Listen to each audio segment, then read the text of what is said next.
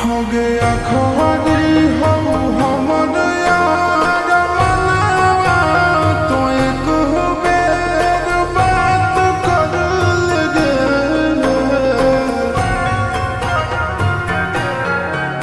हो गया खोरी हो हमर यार मनावा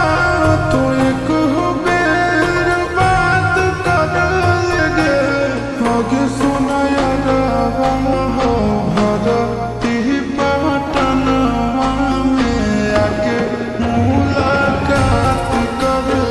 आगे सुना यारा हो भरती पटनवा में आके मुलाकात कर लगे आगे चली जाइबो छोड़ी के दुनिया विदाई अपने हाथ कर लगे आगे सुना यारा हो भरती पटनवा में आके मुलाकात कर लगे आगे सुना यारा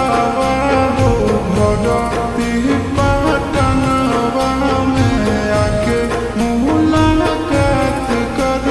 लगे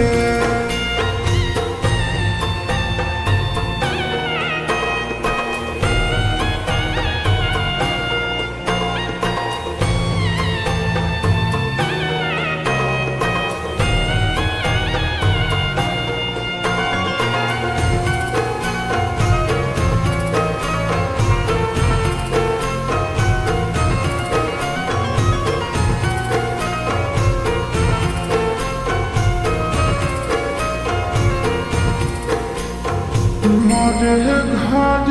पनिया पिलाई दी है जान गे कफन ओढ़ाई दी है टूटत ही जब प्राण गे मोरे घर पनिया पिलाई दी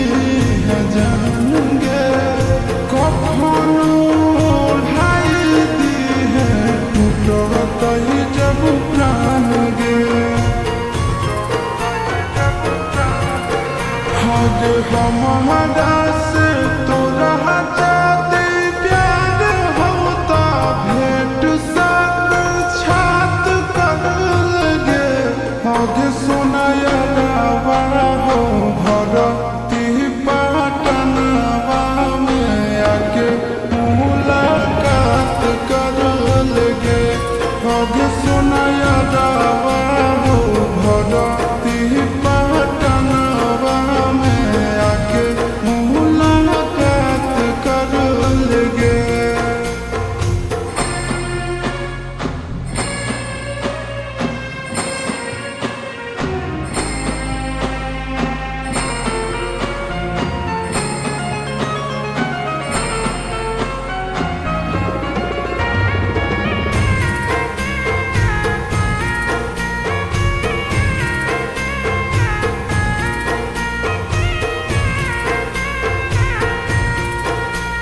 डॉक्टर जवाब दिल के बुलावा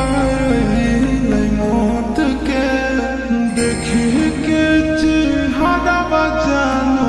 चल जाई है लौट के डॉक्टर